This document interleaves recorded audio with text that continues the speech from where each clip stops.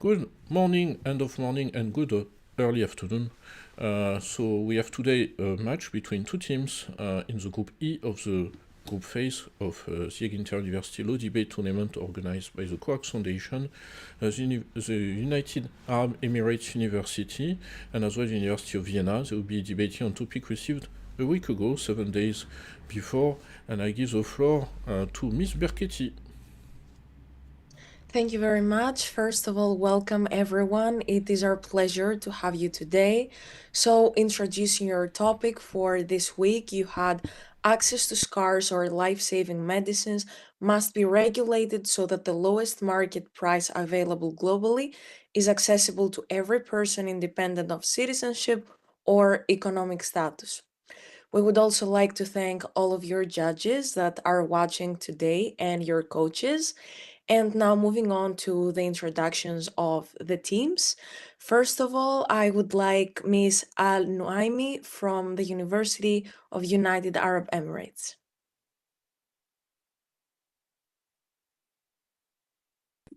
Good morning, good afternoon, everyone. My name is Wujdan Adil Al-Naimi. I'm wishing all of you the best on the second match today. Thank you. Thank you very much. Now moving on to the University of Vienna. Can I have Ms. Stadla Vida? Hello, I'm really excited for this debate, and I also wish you all the best of luck. Thank you very much. Again, from the University of United Arab Emirates, Ms. Alanud. Hello, everyone. Good morning and good afternoon. I wish everyone all the best. Thank you. Thank you. Back to the University of Vienna, Mr. Grafinger. I also wish everyone the best for the debate today, and I'm also very excited. Thank you. Thank you. Now Ms. Almanea from the University of United Arab Emirates. Hello, everyone. I wish you all the best. Good afternoon and good morning. Thank you. Thank you. And last but not least, Mr. Lafa from the University of Vienna.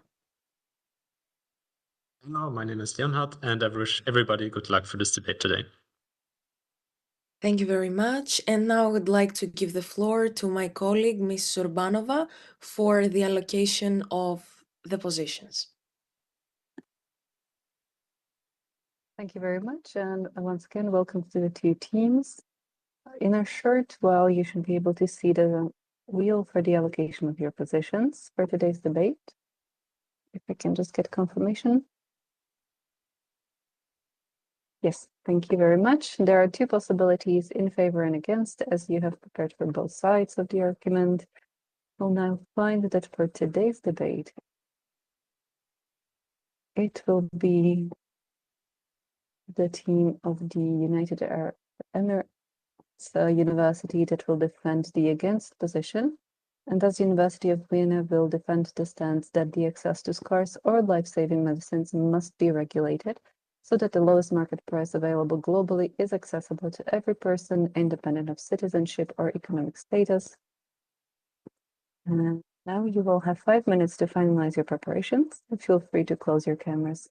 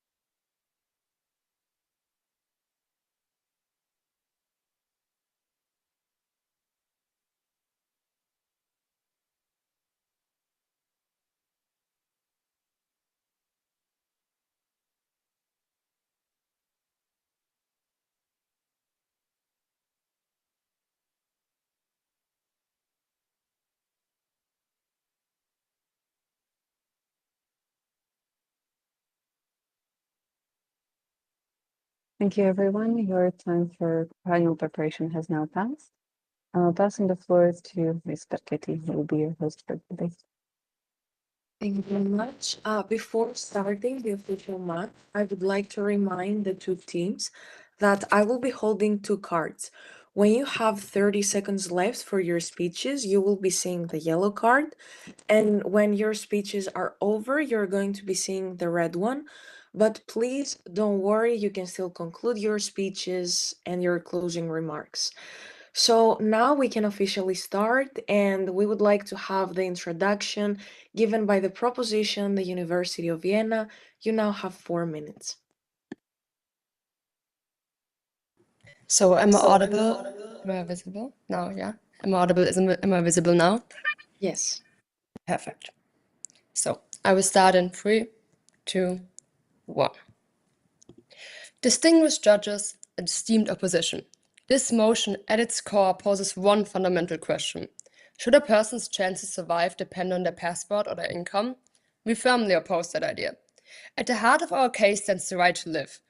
This right is proclaimed in the Article 3 of the Universal Declaration on Human Rights and given binding force in Article 6 of the International Covenant of Civil and Political Rights. It is also firmly established across regional human rights conventions worldwide. It is essential to understand that the right to life is not merely a prohibition against killing. It entails both the negative duty of non-interference and a positive duty of protection. Many Islamic human rights instruments even explicitly recognize access to health as integral to the protection of life. The protection of life is therefore not a policy preference or a regional aspiration, but a universally recognized legal obligation, widely regarded as jurisprudence. And this obligation is not abstract. Life-saving medicines are not luxury goods. Without them, people die. If a medicine exists but is priced so high that people cannot access it, then denial through unaffordable pricing becomes a structural threat to the right to life. Let me be clear. We do not seek economic disruption. We seek rational, structural regulation. And such regulation already exists. We see it first at a national level, where states actively negotiate and structure pharmaceutical pricing. For instance, in Germany, under the Arzneimittelmarktneuordnungsgesetz, prices are negotiated by the state. Or also in Brazil, here the government regulates medicine prices through the Chamber for Drug and Market Regulation. Internationally, the Doha Declaration on the TRIPS Agreement in Public Health enabled countries to lower the cost of HIV medicines dramatically. Price regulation is therefore not radical at all. It is an already tried and tested integral of functioning healthcare systems all over the world. But why is regulation necessary? Because the pharmaceutical market follows profitability, like every market, not global disease burden. Smaller poor markets are structurally unattractive. Pure market allocation leads to underproduction and of socially necessary goods. Let me give you a concrete example. Human African trypanosomiasis, also called sleeping sickness. It's a fatal parasitic disease affecting extremely poor populations in sub-Saharan Africa. Because patients had almost no purchasing power, pharmaceutical companies withdrew production in the 1990s. Cases rose to nearly 300,000. The turning point finally came in 2001, when the World Health Organization negotiated with companies such as Sanofi. Through coordinated agreements, production restarted and medicines were distributed free of charge. Since then, cases have dropped by more than 93%.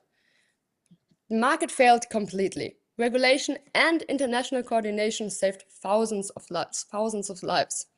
If access had depended purely on purchasing power, the disease would likely still be uncontrolled and kill people every single day.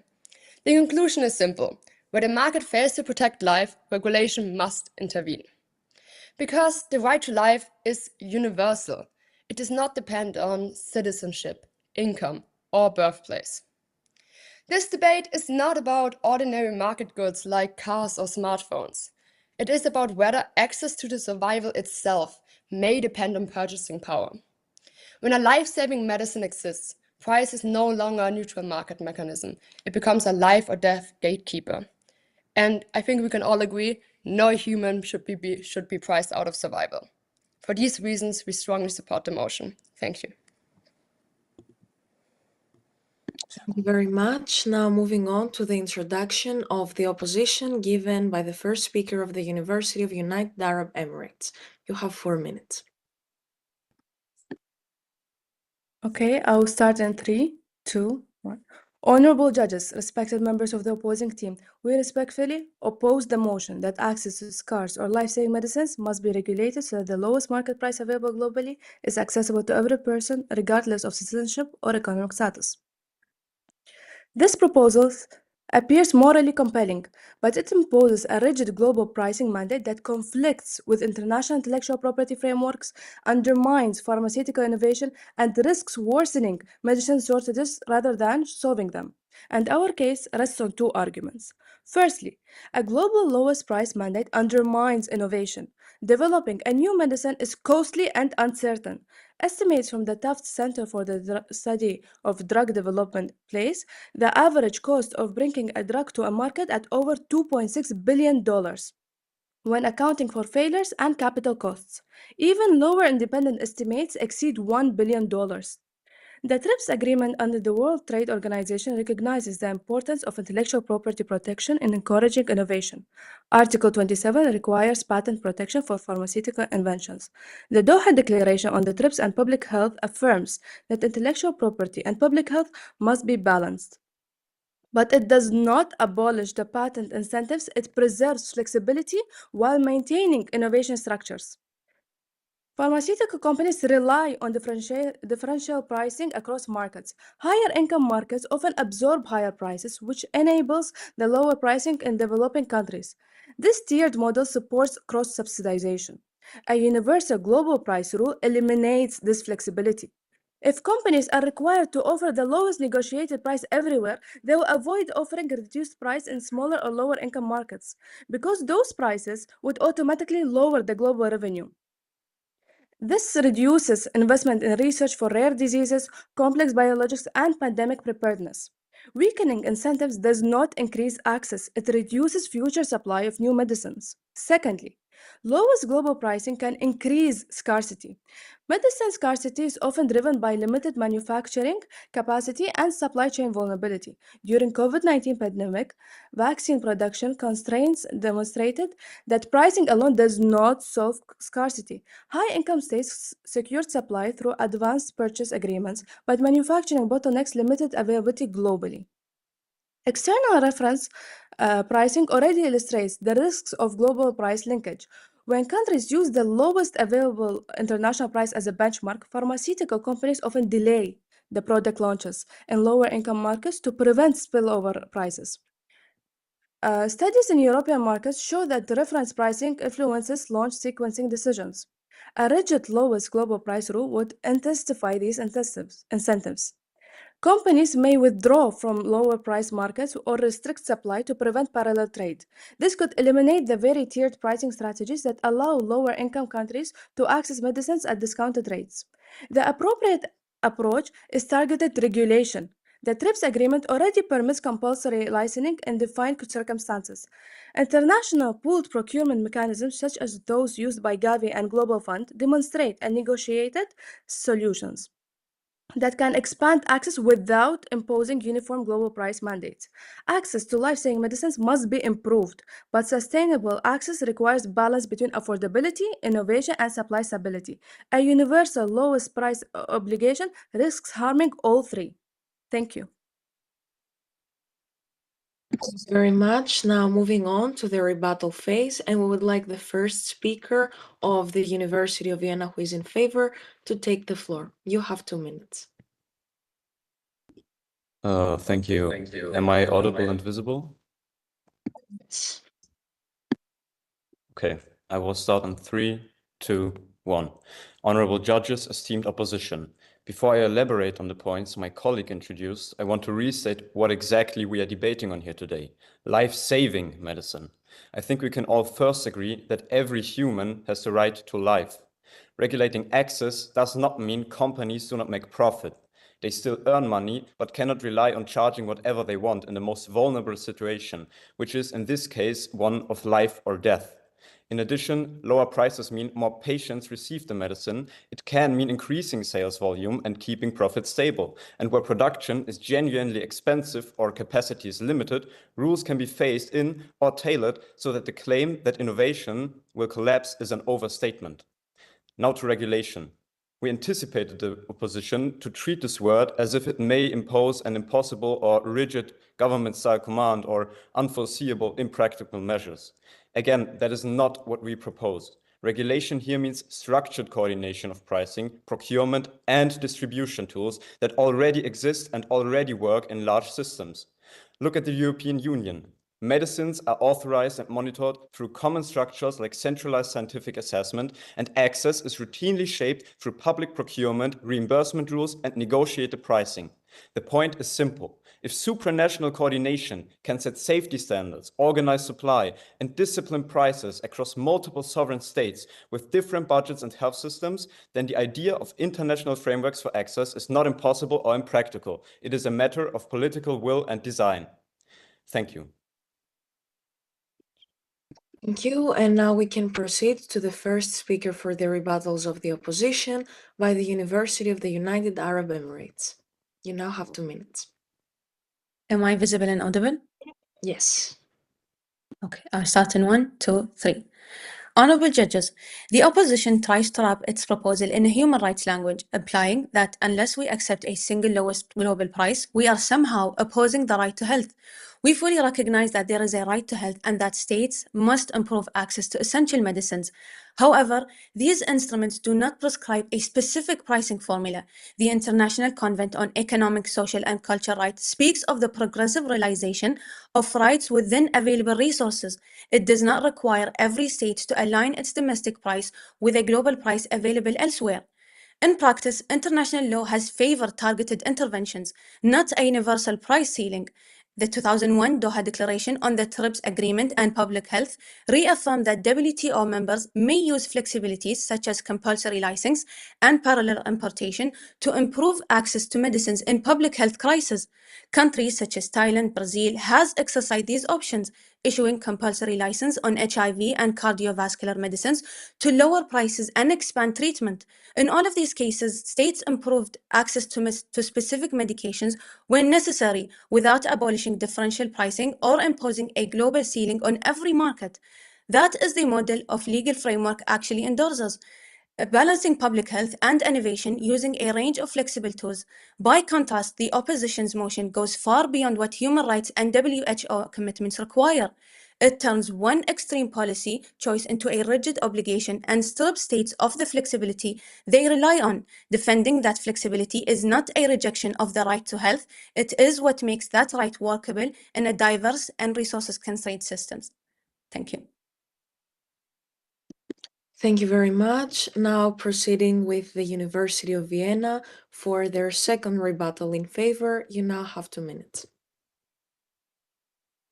Am I audible and visible? Yes. Thank you. I will start in 3, 2, 1. First of all, I want to clarify again that we are not proposing a rigid model, but a structured model that uses already applied tools. Second of all, I must clarify, when the motion speaks of the lowest market price, it doesn't mean a single extreme outlier somewhere in the world. It means a replicable benchmark, a regional comparable standard, such as the average of the lowest price offers in comparable markets. Also, the opposition focused on the word scarce. Naturally, scarcity often correlates with higher prices, but it is wrong to conclude that regulation is therefore impossible or impractical. Regulation is most necessary precisely where medicine is scarce. It improves access through controlled distribution and reduces scarcity by addressing the man-made barriers that create it. Crucially, we must not treat scarce medicines like scarce rare minerals. Rare minerals are limited by nature. Medicines are limited by policy choices. Furthermore, we see this in practice. Medical morphine for severe pain relief is routinely available across essentially every European country, yet it remains scarce in many low-resource settings, particularly in parts of sub-Saharan Africa. Once you recognize the scarcity as a governance problem, you can regulate toward secure solutions rather than accepting scarce as an inevitable fact of nature. Honorable judges, implementation challenges are reasons to design safeguards, not excuses to abandon the baseline completely. Access to life-saving medicine cannot depend on a passport or purchasing power. Thank you. Thank you. And now for the last rebuttal given by the opposition, the University of the United Arab Emirates. You may have the floor. The opposition points and claims that because ordinary market mechanisms failed for life-saving medicines, only a global lowest price will fix them. We accept that medicines are not ordinary consumer goods and that unregulated markets do not produce perfect fairness. But oppositions make an unjustified leap from markets are imperfect to this specific global rule is the only solution. Consider the COVID-19. In 2021, high-income countries vaccinated large shares of their populations rapidly, while many low and lower middle income countries ended the year with coverage below 10% of their population. Yet, the main bottlenecks were not just the price per dose. They included limited manufacturing capacity, export controls, delay in the multilateral initiatives, weak cold chain manufacturers, and political decisions that prioritize domestic populations over global allocations. In Europe, they mentioned external references pricing, where states peg their prices to those of other countries, has encouraged firms to delay or avoid launching products in lower income markets to prevent low prices spilling over elsewhere. A universal lowest price obligation of the kind the oppositions are proposing would replicate this preserves initiatives on a global scale. So yes, market forces alone are not enough, but that conclusion actually supports our position, not theirs. It shows we need targeted instruments, not a blunt global cap, tiered pricing that reflects ability to pay, voluntary license, global funds, and pool procurement, and carefully applied compulsory license. These tools address the real barriers: capacity, logistics, and affordability, without imposing a strict worldwide ceiling that would encourage companies to stay out of the low-price markets. Thank you. Thank you. And now we can proceed with the conclusions. First, given by the University of Vienna, who is in favor. You may have the floor. Am I audible and visible? Yes. Okay. I will start my speech in 3, 2, 1. Honorable judges, esteemed opposition. To conclude, we must emphasize that life is the most fundamental value of humanity, far outweighing any economic consideration. If we fail to ensure that every person has access to life-saving and scarce medicine, we will never achieve a truly developed global society. The other side suggested that scarcity will not be solved. What they overlook, however, is that pharmaceutical companies sometimes deliberately limit production to keep prices high. For many medicines, HIV treatments are a clear example here.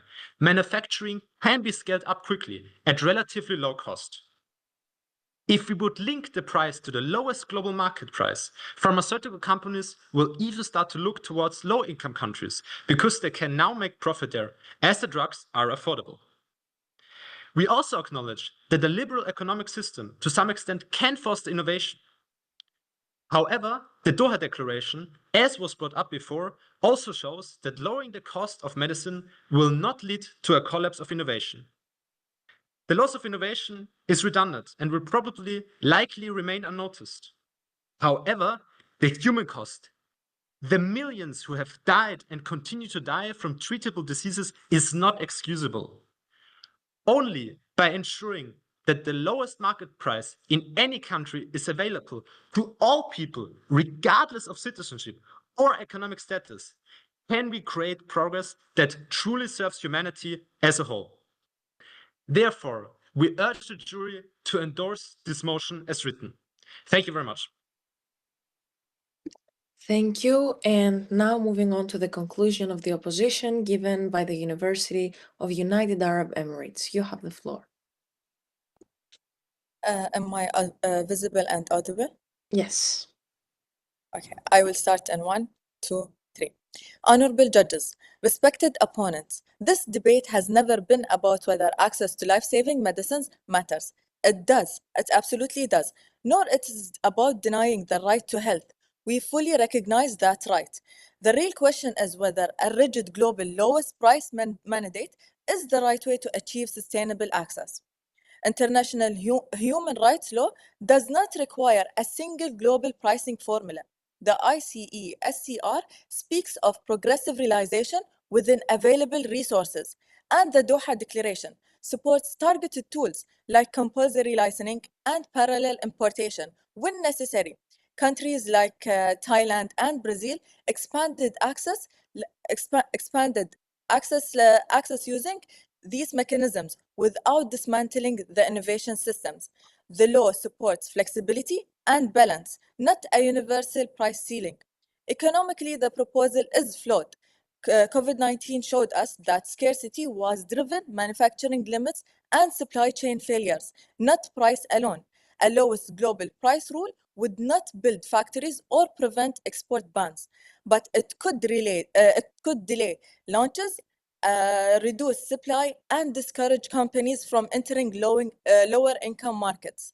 Innovation is costly and high risk, removing pricing flexibility and you weakening incentives for future cures.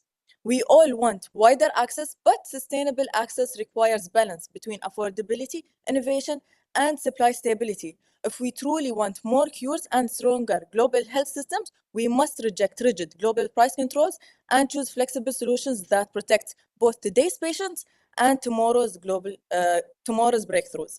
Thank you.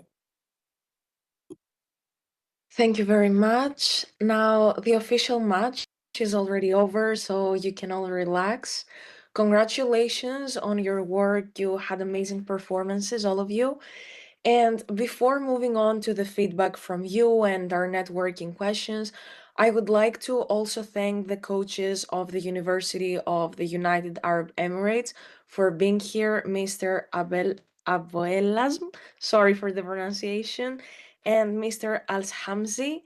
And if you would like to take the floor to give a word of encouragement to both teams, some of your feedback, that would be nice. Okay. Hello, nice to meet you today.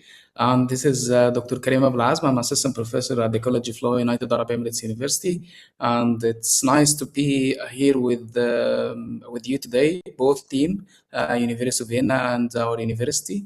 And you did very well. I think your performance today is perfect from my point of view, and I wish you all the best for the two teams. Thank you.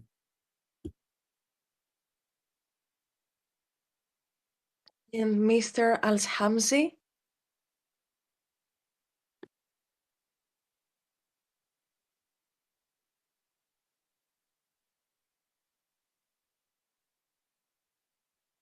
Okay, maybe there's a problem with the connection. It's completely fine. And we would also like to thank the coaches of the University of Vienna who will be watching the match. And now moving on to the feedback, we would like to start with the University of United Arab Emirates. Ms. Al-Nuaimi, how did you like the match? Did you find it more difficult than expected? How was the preparation? This.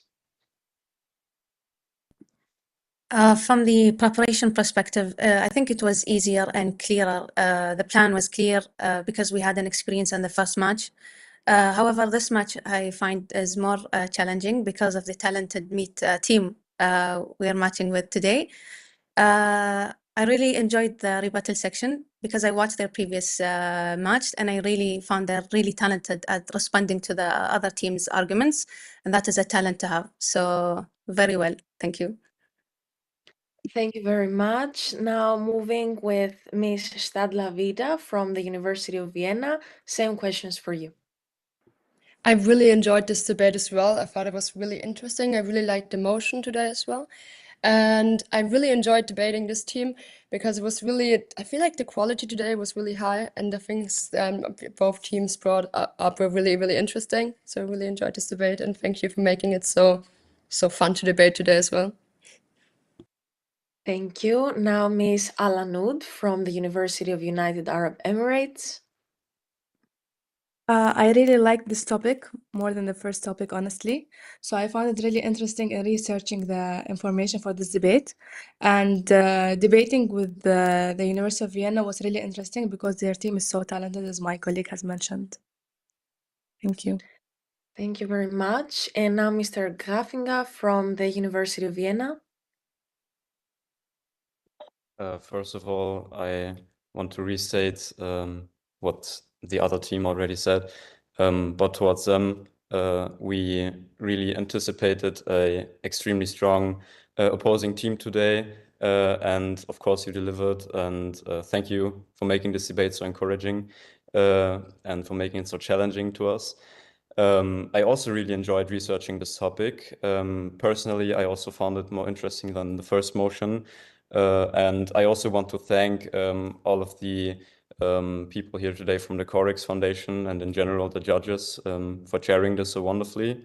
And also the opposing team's coach for having such encouraging words for us as well. Thank you.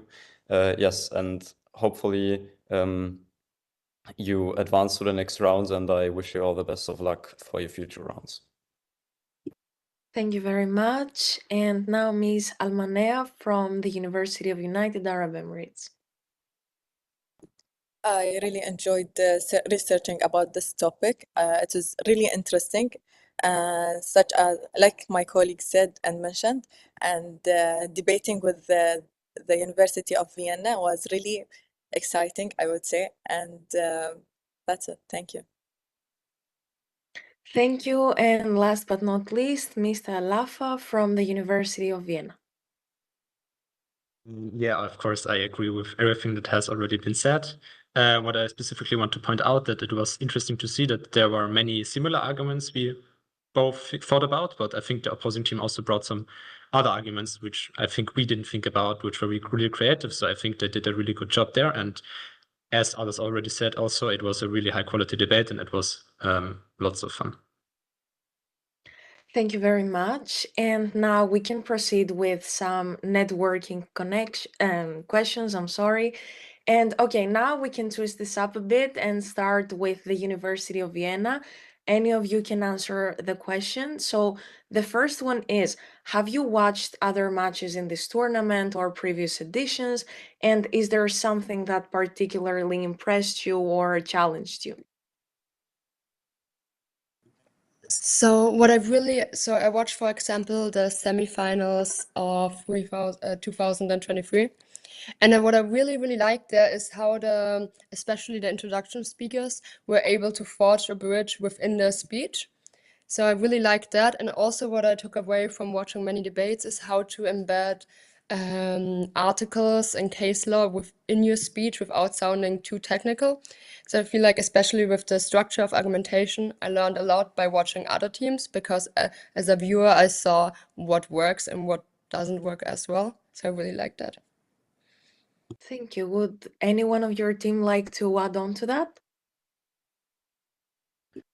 I just want to add on, as we previously also told the other team, that it is very refreshing to see more creativity and also different perspectives.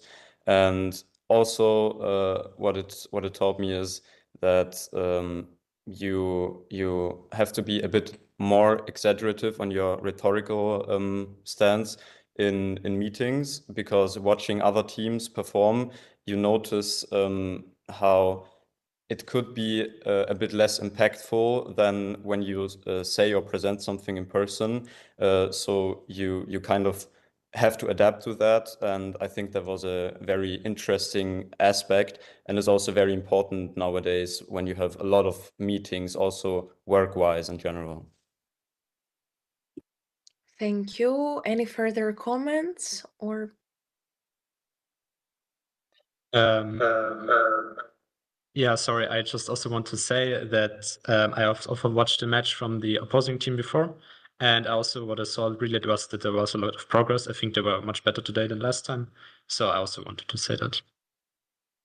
Perfect, thank you. And now same question goes for the University of United Arab Emirates about previous matches and anything that might have impressed you or challenged you. I'll start first. I might sound crazy for this, but I have watched all previous matches for all of previous years.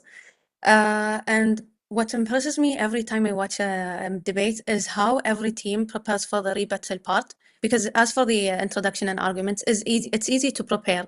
It's like you have a clear vision, you write the ideas, and you form an arguments. However, the rebuttal is you don't expect what the other team may come up with as the arguments, so you have to be open and vague to other options that may come up in the match. For the opposing team as well, as the opposing team mentioned as well, from the previous match that I watched, they are more confident this time. I think they are more confident, and they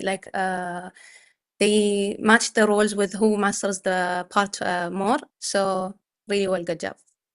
So thank you. Thank you. Would anyone else from the team like to add on to that?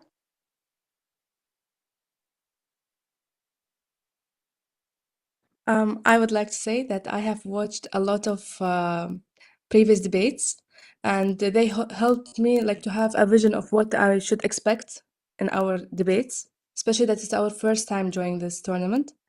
And as my colleague have mentioned, I have watched the University of Vienna's team previous debate on the first topic, and I really see the progress in their team too.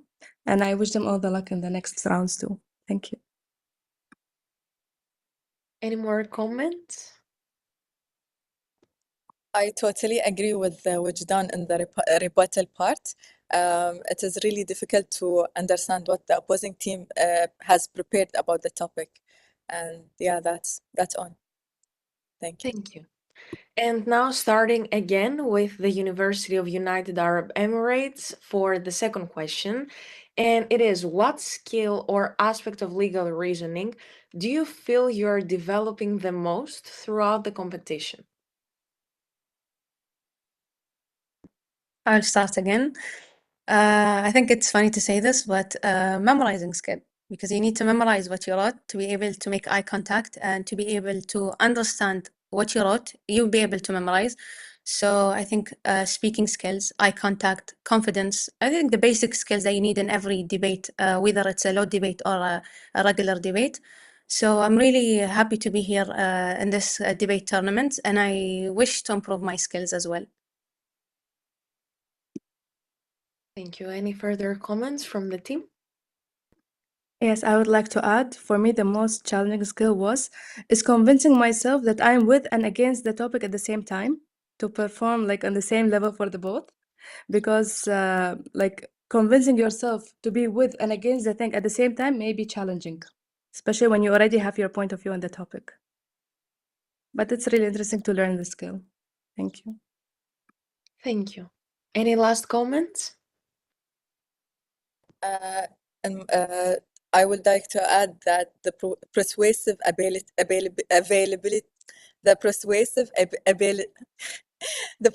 ability, and like convincing the judges and the opposing team about this topic. It also enhances my critical thinking and ability to respond effectively to the opposing arguments, and also speaking skills, which is really important. Thank you. Thank you. And now same question for skills and legal reasoning for the University of Vienna.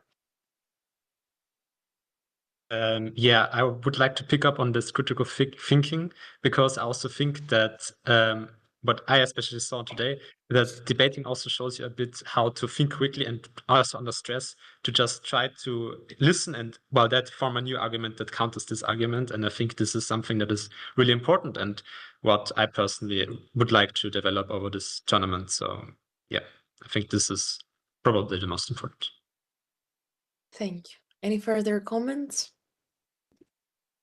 Yes, I wanted to mention that legally speaking, I find it very interesting to engage with teams from around the world and from different countries. So for comparative law, it is very interesting to research and also to anticipate what teams from other countries may argue based on their legal system, and also what their university might teach differently from ours.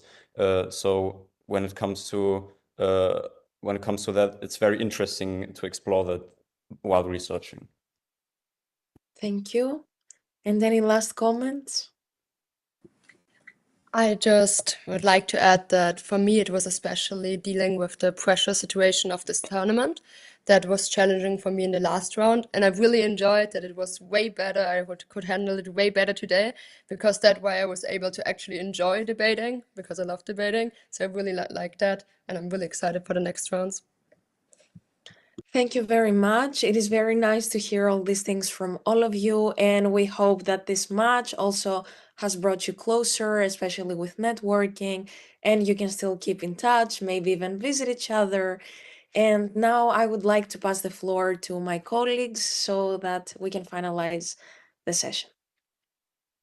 Thank you very much. Once again, well done everyone for your day 2 match today. Well done for your research and for the execution of your arguments. In a few days, you will receive the scorecards. Thank you to the 3 judges that have been observing this debate. Of course, you have the judges have 2 working days to submit the feedback, and once we validate it, we share it with you. For your day 3 debates, you will have the new topic 7 days in advance. So keep an eye out on your inboxes for that. For the University of Vienna, you will meet the team in your Group E for Paris 21 Sorbonne University at the end of the March. And for the United Arab Emirates University, you will be meeting University of Malta around, I believe you have your day 3 matches on the same day. And so you can also cheer on your team, opposing teammates on that day as well. On that note, really well done. Good job. And we hope you enjoy the rest of your day, and see you in day 3. Thank you. Bye-bye.